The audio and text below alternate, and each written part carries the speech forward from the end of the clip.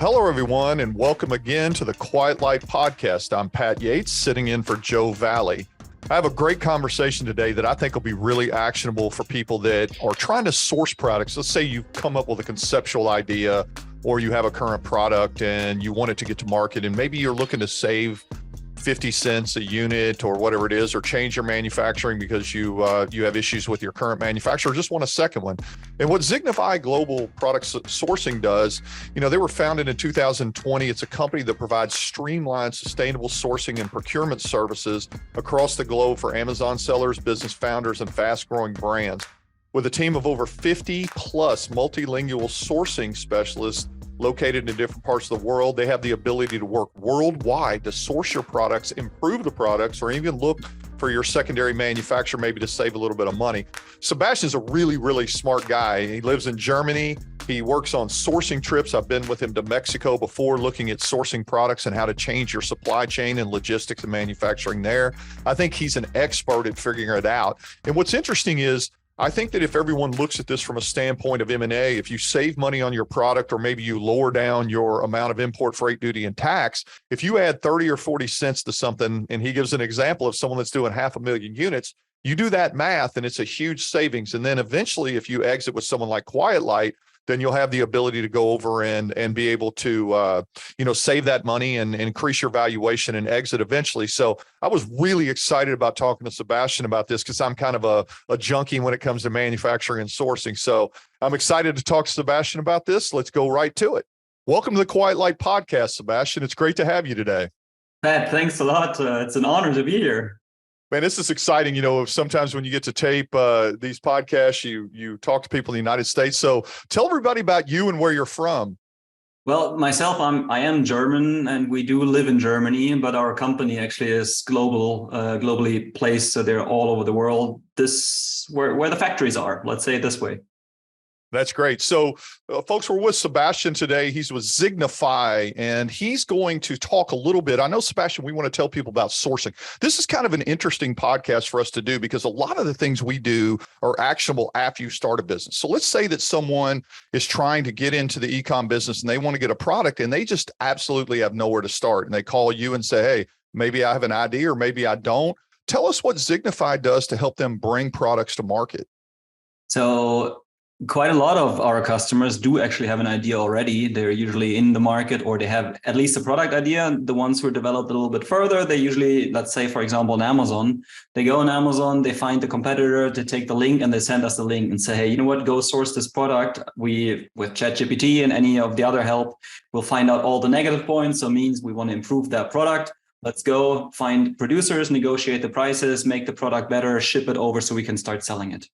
We do find the manufacturers all over the world, and not just 2 or 3, but we want to go really deep in and find the best prices, and we'll then produce them and or negotiate the prices for your best sellers to literally save millions of dollars on the existing products.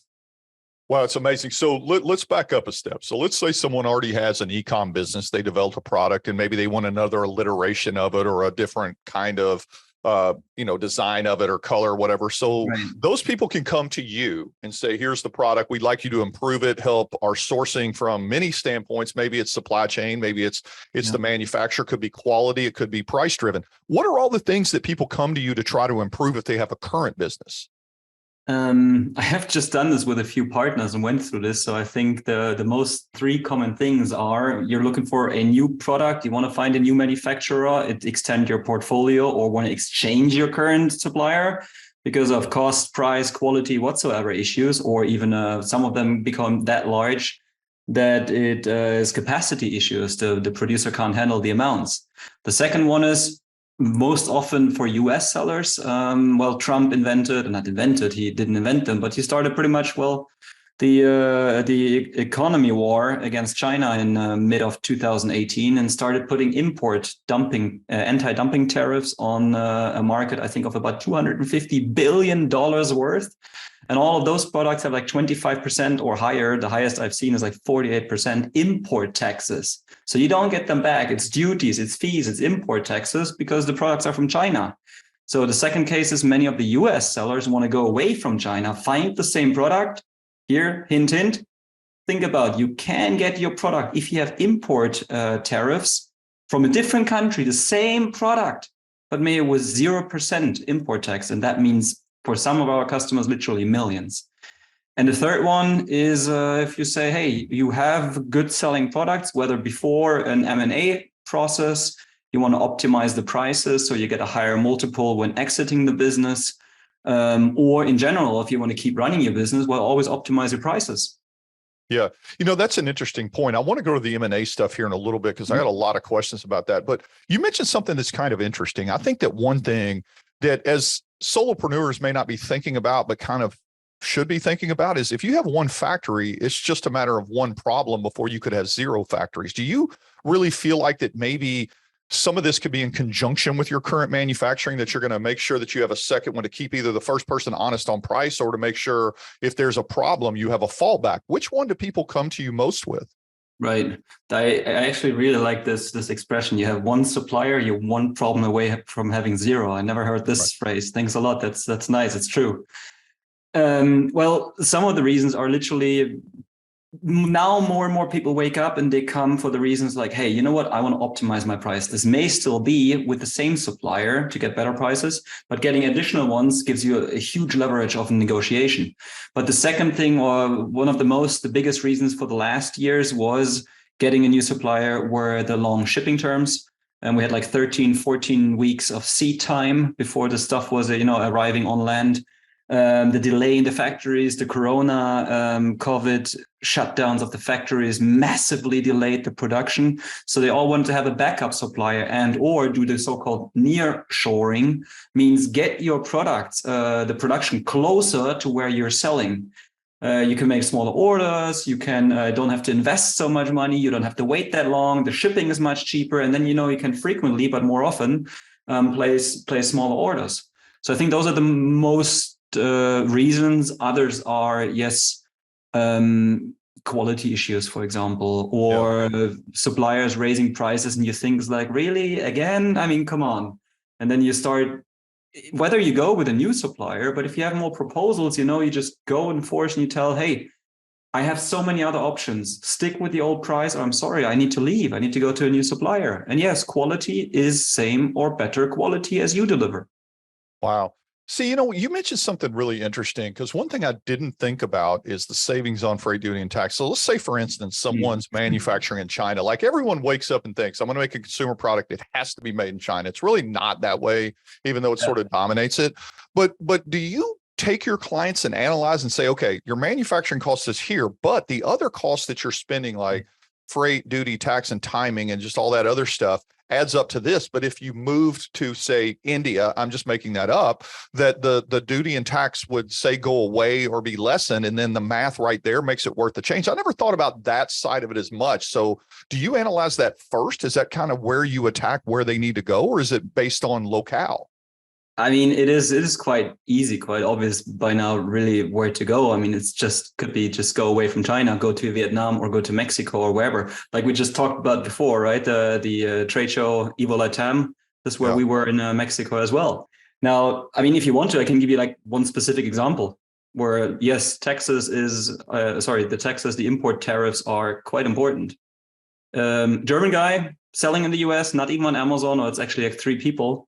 And they're selling over Shopify. Those guys, they really know what they're doing in terms of marketing. They just rock it. I mean, we have our own brands as well, but my Shopify is really, there needs to be a long beep here right now. I'm not going to say that word, but they're selling in the tens of millions of dollars over the Shopify store per year. Now, they came to us and said, you know what? Oh, I have an issue. Why? Because we sell quite a lot. And yes, we're sourcing from China. Can you find that product in another country, where we have 0% import tax? And we was like, sure, we can look. And it was, I have to admit, it was a record. It will never, never, never, never happen again. I mean, it was super, super lucky. It took us 3 hours. In 3 hours, we found a new supplier in Vietnam. Same product, quality, of course, done. Same quality or better. And we had the luck that we also ordered this. We could negotiate $1 cheaper than the previous supplier. So even outside of China, it can be cheaper. But now here comes the story: $1 cheaper on the unit. He's selling 500,000 units a year. That's $500,000 in clean savings just on the product. Now, here comes the funny thing. Import taxes. He was lucky, whatever. It's not the super highest. It was 27% only. Now, when you imagine if you order for $100,000, you import that stuff, you show the goods, the value, and you leave $27,000 at the US customs or at the US border to the customs just because you import that stuff. For him, it was a little bit different. I mean, again, he saved $500,000 a year, every year now from now on, for finding a cheaper supplier. And he sold 500,000 units. Original price was $6. $3 million in order a year. And that is by 27%, $810,000 of import tariffs. So $810,000, $500,000 in savings, 3 hours of work. Again, was super lucky, but it's $1 million of saving every year with one single product. That's really incredible. See, I think that it's really funny because you mentioned it. It's like people concentrate on so much on the design of their product, the packaging, getting it in. I don't think they think about the little dimes and quarters that slip out, and they end up adding up. Just like you said, even if you fight for 10 cents more on that many units, it's a huge amount of money. So where you help people source, does it really matter where? Do you try to find the best manufacturer for it, or just the least expensive price? What do most people come in and look for here? Are they looking for a cost savings, or is there something that's more important to them in their company that they're looking for a new manufacturer for? Well, when it's completely new products in general, of course, they're looking for manufacturers and see anybody who can produce it. And if they say now, it's becoming tougher and tougher against all the Chinese competitors. I mean, Amazon itself is, dragging in the Chinese suppliers directly to get them on the platform for the last 3 years or so. And many, understand it's like, hey, I want higher USPs. Like when if it's in the US, like I want it made in US, or we have customers who write on there, not made in China, not capitalized. Literally on the product. Or yes, when it comes to, besides not only portfolio extension, to optimize the current cost of your product. Because I mean, you can see this can be massive amounts of money. Now, one of the things that I was reading when I was looking at your site, one of the things I don't think people really understand, they can have people go in and check factories. You can have people go in and look at your products. And if they don't go to China, sometimes it's a leap of faith. Tell me a little bit about how you vet those people. So if someone's coming in, they can be confident that the vendors you're working with, you check with them and they're reputable and they follow all the guidelines. Yeah, really good question and really important. We don't only have a database where we just grab and send you the links or so. I mean, we are doing the background checks. For sure, in the beginning, when we start searching, we usually search for about 30 to about 60 potential producers. Get in contact with them. It doesn't make sense to check all of them in the beginning to the deepest down detail, because that would cost you a lot of money. But then when we come to the point where we say, it's like, those 2, 3, 4, or 5 of them, let's get samples. Of course, we do full background checks. I mean, once we have it by now, in 2 years, we grew from 1 person to almost 60 employees. Never made a place that paid advertisements, or just through the word of mouth and some trade shows. But that means we also have a big team. Like in China, for example, I think we have 16, 17 or 18 ladies. It's all women, actually, by the way, in the company. I'm the only guy. Not on purpose, long story short, but yeah, women are just, the better shoppers, and they enjoyed it, I believe, a lot more. And in order to check, the backgrounds of the companies, you would see, hey, are they a registered business? Are they actually a trading company? If they're a trading company, to kick them out. We don't want anybody who moves boxes and, gets 20% for that. So always go directly to the manufacturer. If you want to check with them, then, check if they have a business license, if the business exists. Do they have an export license? What can you see? Do they have any, of course, simplest thing, bad reviews? Can you see any customer experience? What about the management? Where is the management involved? Which other companies are there? Can we see that some of the companies or the managers are being sued in front of court right now? How easy is the communication? How flexible are they? Do they really have a factory or just an office? You can do those checks simply yourself, by the way, actually, as well. Go call them. Go call, or when you talk with your supplier, and don't tell them before, but hit them by surprise. And then you just chat with them over Weixin or WeChat, and just ask, like, so, hey, are you in the company right now? Are you in the factory? Yeah, I am. It's like, okay, cool, right, awesome. Do me the favor, turn on your camera now. I want to see the factory. I want to see the production. And when they sit just in the office and it's like, no, I'm downtown right now in our office.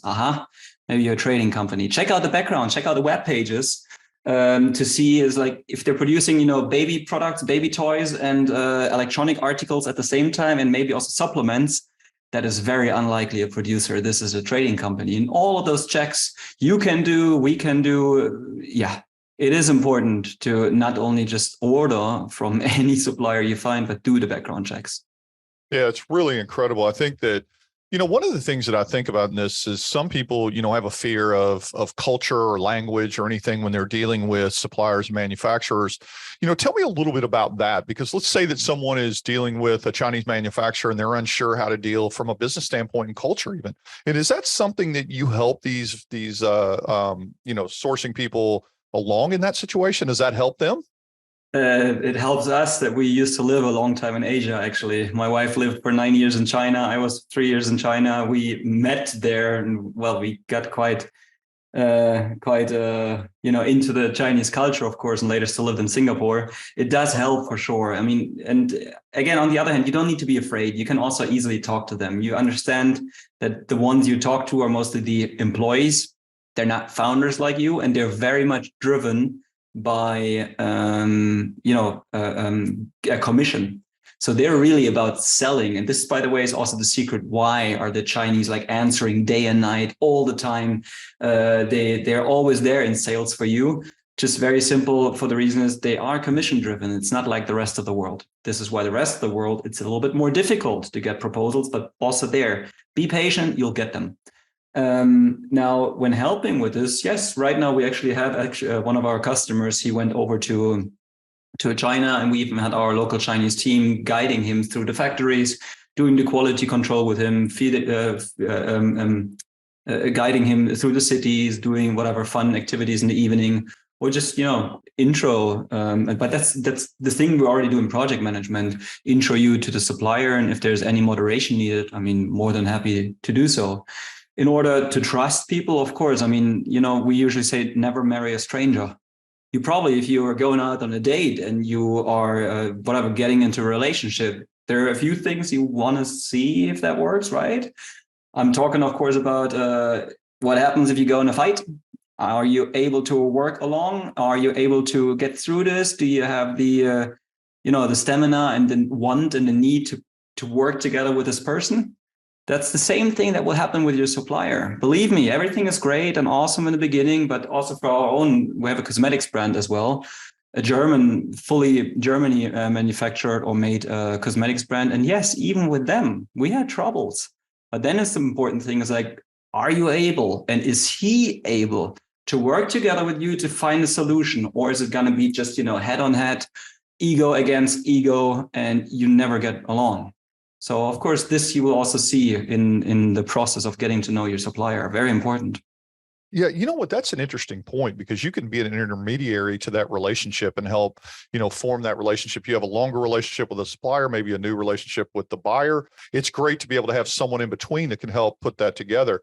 So again, folks, we're talking with Sebastian Herz from Zignify Global Product Sourcing. So let me ask this. So you help start to finish. So if someone has a conceptual item, say they come to you and say, I have this buggy whip that I want to make, and I've had it in my mind all the time, and I'd like to go out and find something similar. Do you help them through the process of even refining before you manufacture? What if someone only has an idea? I mean, we're now even starting for sure also with product hunting, of finding product ideas that may be profitable on the market. I mean, of course, using the tools and going through the tools and seeing which product is likely. On the other hand, one of the things you got to say very, very clearly is you can never guarantee the success of the product. Why? Because it depends on the market, of course, of the buyers and everything, and it depends on you guys. Because if you're lazy, if you're not getting great images, and please, images.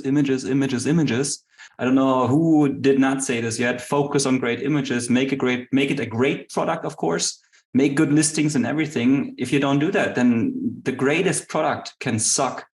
And even the shittiest product can go quite well if you put the right effort in there, right? So if you have just an idea, Or basically, if you have just an idea, yeah, we can develop this together. We have done even electronic PCB board designs. We have done, of course, packaging designs, textile cutting lines or cutting dies, or what would that be called in English? All possible, yeah. An easy start usually for most of them is, you take your helium-10 or your data dive. By the way, here's a shout out to Brandon Young and his data dive, as well as Anthony Cofrancesco. Nope, not paid. But it's awesome tools out there where you can really, really, really analyze the market. And, you go in there and you see, hey, there's like there's only 5 vendors in there. But it's a market of $1.2 million a month. And I think I can be at least number 6. I look at those images and like, yeah, I can do that.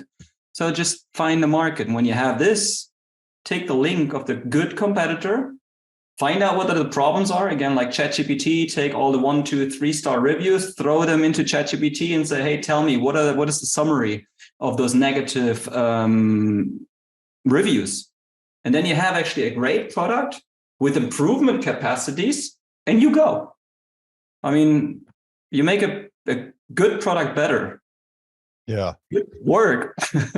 That's really incredible. So with your company, I'm looking at the mind of the person who really doesn't understand manufacturing or wants to actually save a lot of money. Obviously, if they come in and they're talking to you, are there steps that you have in place that helps them actually get to market better? So for instance, if someone doesn't think about certain things on their packaging, is it important to have a group like you that says, oh, by the way, you may want to put this on the back of your package, or there's this warning, or we worked with this company before and they do this amazing box that you can leverage? Are there things that you guys have that can actually sort of add value to the company, just based on the relationships that you have as well?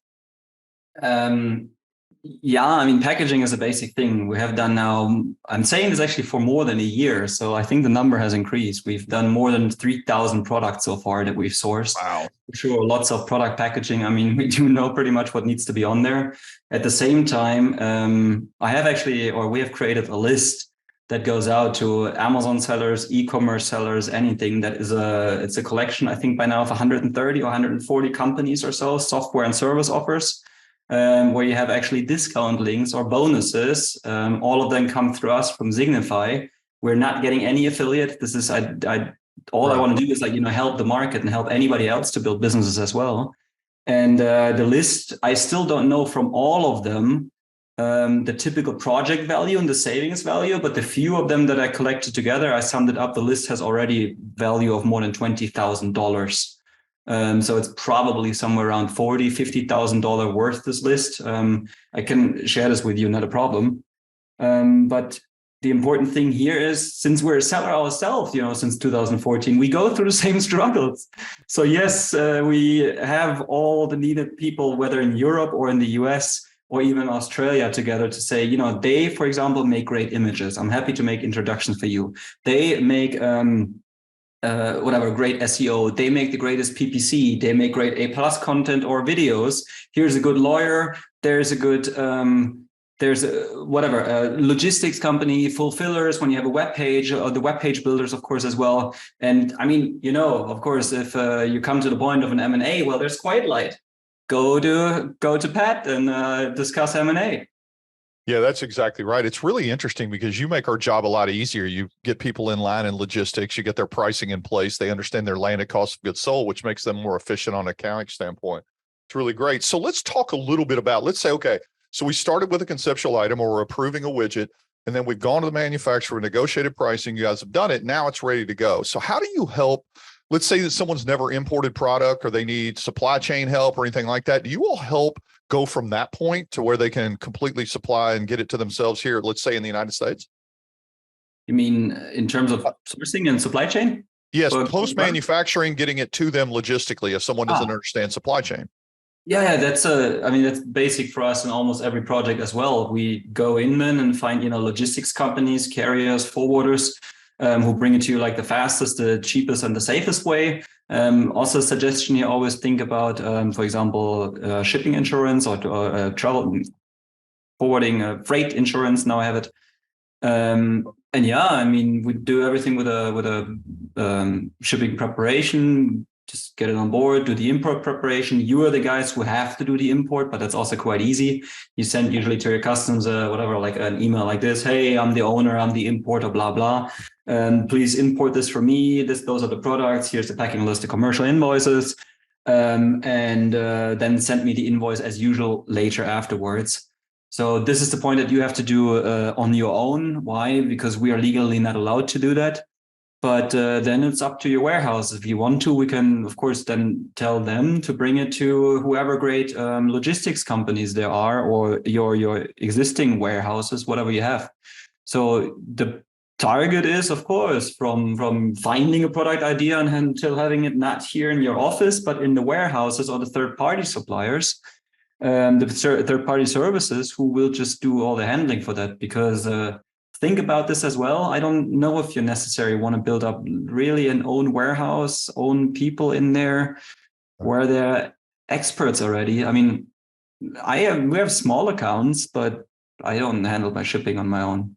Yeah, that's great. I mean, what I'm trying to get people to understand, obviously, again, talking with Sebastian Herz from Zignify Global Product Sourcing, what I'm trying to get across to people is, I think people are intimidated on how to get into business. They understand they can get to Shopify or Amazon, but the sourcing, development, pricing, communicating with suppliers and all, it's amazing that you take care of this really start to finish where people can get it into their warehouse and they're ready to have a business. So one thing that always seems to come up is quality control. Tell us a little bit about, because, there's so many regulations, maybe a product has to have certain testing and things like that. Do you help with beginning and understanding the testing needed, then obviously to check the quality of the product once it's done?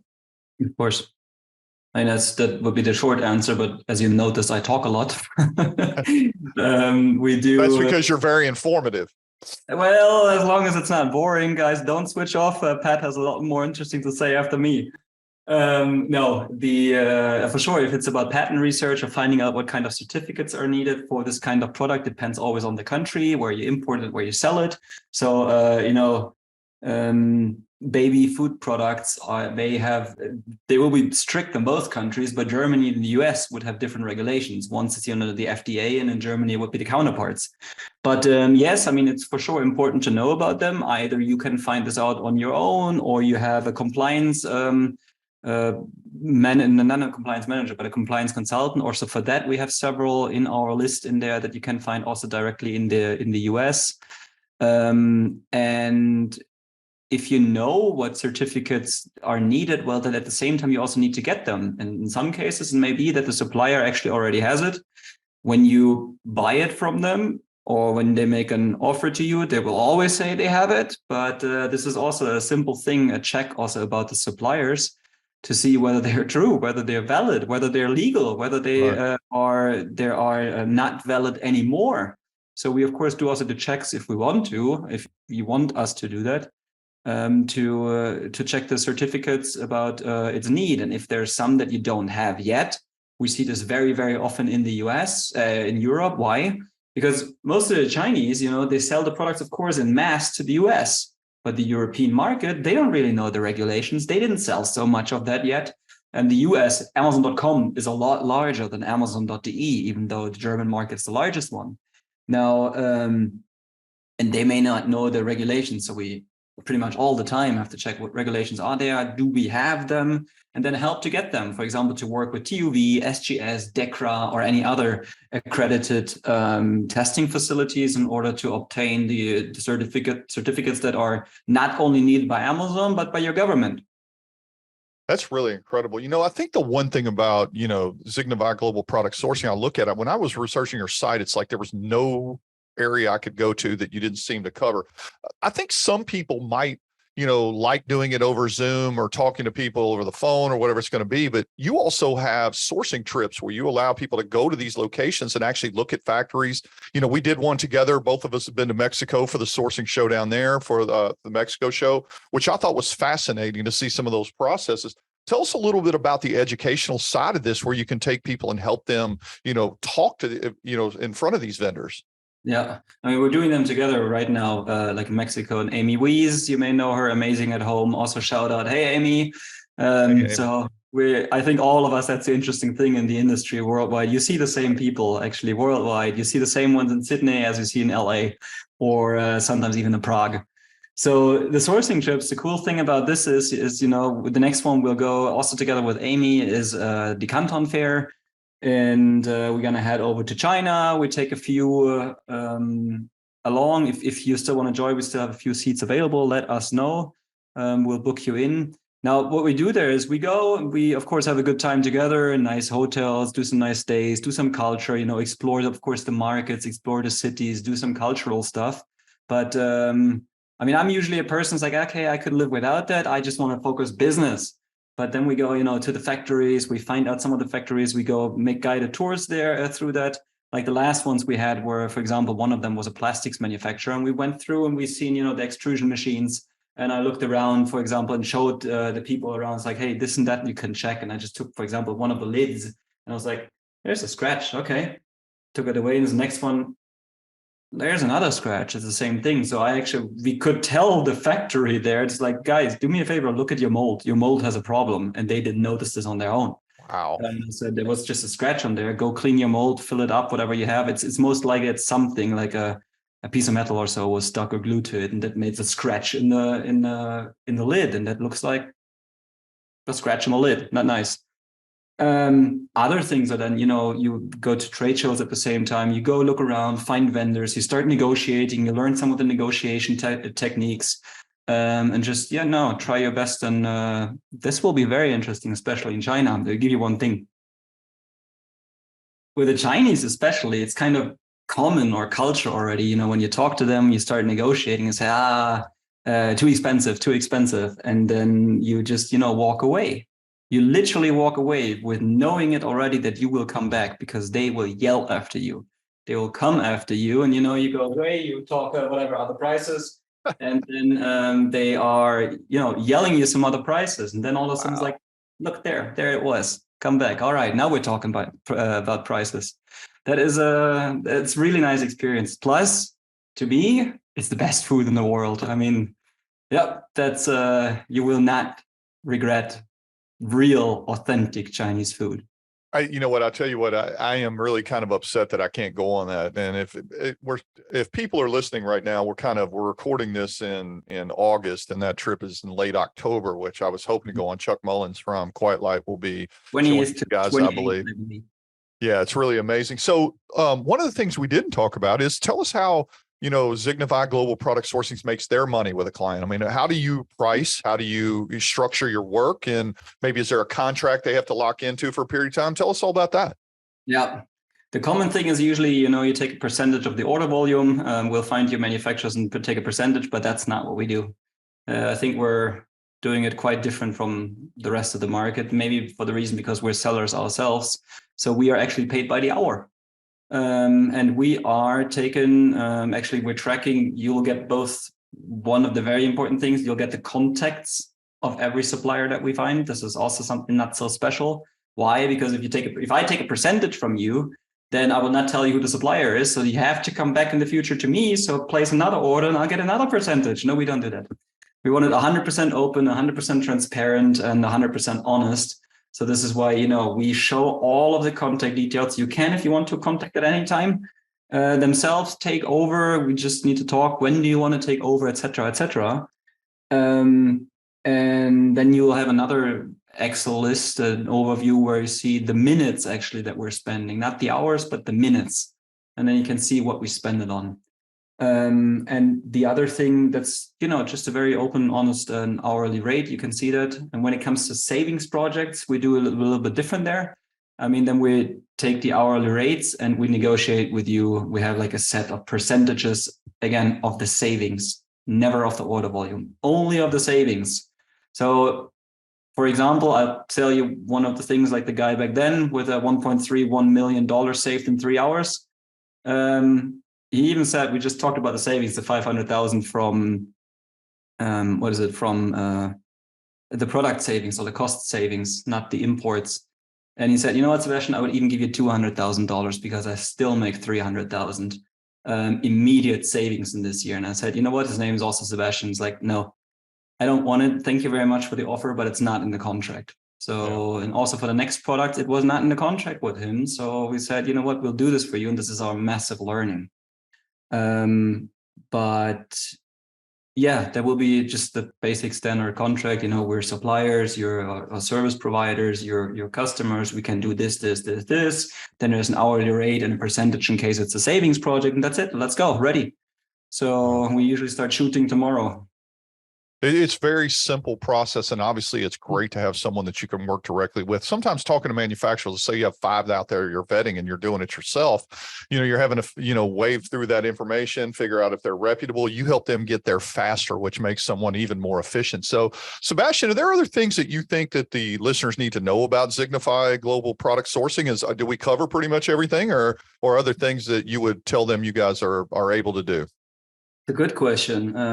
I'm actually trying to turn this around, not to talk necessarily about us, but more give some hints out there of saying, even, there's a lot of people, of course, who do sourcing on their own. And one of the suggestions is, do me a favor and go, and when you find suppliers and when you find proposals, don't look for 2 or 3 proposals. Why? Well, because you have 3 prices and you have a high price and a low price. What do you think the highest one is going to say about the lowest price? Different quality, better quality, right? Doesn't matter which country it comes from. But if you start having like 10, 12, 15, 20 proposals because you've looked for 30 to 60 potential producers, you know what that gives you? First, a clear overview about the market price. You see what is the real market price. You see, second one, you have higher, medium, and low prices, a lot of them. So you can see who's really like running out and giving you insane prices, or something where you'd be, the cheapest one is not usually the best one, of course not.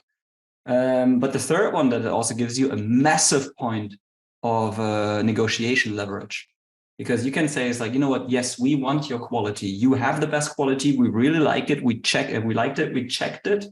We want your quality. But at the same time, there are 3 others who deliver the same quality. What you guys still have to do is, like, there's so many others lined up that also want to do that business. You know what? You need to come closer to us. We always work in the interest of a seller to get the lowest price possible for the needed quality. And this is why when you have an overview, yes, it's tedious work. Yes, it's a lot of work that somebody really needs to love doing, but that's the reason why we exist. Our ladies love doing that. I mean, women, they're shopping, they enjoy that thing, and they're really good at negotiating, plus of just being patient with the suppliers. So when you go and you don't get proposals, even if you do it on your own, be patient, continue. Sometimes, outside of China, you may need to have like 3, 4, 5, 6, sometimes really 7 times approaching the same supplier until he is really moving and saying, he's like, oh yes, okay, it sounds like it's interesting. I'll give you a proposal. Now nobody's on vacation anymore. My colleague is back, is not sick anymore. We're out of Corona and whatever. I'm not in summer vacation. Chinese are really like, I want to sell, I want to work. The rest of the world is like, yeah, I want to sell, but I don't want to do anything for it. It's really incredible. And, I think that when I listen to this, it's weird because I rewind to 20 years ago when I was doing a lot of sourcing. It was much harder to do then. You didn't have the communication sources. You really didn't have the history. And anyone out there that's listening, that's thinking about starting a business or has a product, I can look at how Sebastian could not only save you a lot of money, but a lot of time. It's like some of the tangible savings of $500,000 of import cost or product cost is one thing, but if you're 3 hours leaner a week over a year's time, you're going to find ways to make even more money. Sebastian, this has been an amazing conversation today, man. I know that at Zignify Global Product Solutions, you can get schedule a free call and analyze where you're at and just get an idea. So, tell our listeners how they get in touch with you. Very simple. Let me see if it moves, if it covers. I try not to show too much right now. Come on, gamer. No, it doesn't. But let me move this, and there's a QR code. It should work, actually. People tried this over scanning it by the. It was in there I was watching it, and most of our recording was in there. It crept away a little bit like it was leaning, but that's great. So they can scan that or go to zignify.net and try to schedule a call with you, correct? Exactly. Zignify in the beginning is a Z and the end is a Y, and the rest you can spell. Zignify. And how can they find you on LinkedIn? What email if they want to reach out to you? You find me as Sebastian the Connector Herz on LinkedIn or on Facebook. That's pretty much the ones, or so many people by now have my WhatsApp number. And again, I'm super happy. Also, if you have a question, hey Sebastian, can you connect me to this person? For sure, not a problem. No, I'm not getting an affiliate fee. Oh, and by the way, if there's one day when you say, hey, you want to bring your successful products into the online, into the physical world and the big box retail stores, that's what I do as well. I've made this with my first brand. I'm about to do this with a second brand, and we help others, of course, doing that as well. So if you want to get into Walmart, we have also partners in the US we work with, or all over Europe, to say, hey, let's get your products into thousands of shelves. That's incredible, man. Sebastian, it's been so great having you in the Quiet Light podcast today. And everyone, if you have any sourcing needs, obviously, they've got all kinds of new things going on at Zignify Global Product Sourcing. Get them at zignify.net. Again, Sebastian, thanks for taking the time today. I appreciate you coming in the Quiet Light podcast. Thank you so much for having me. Have a good day.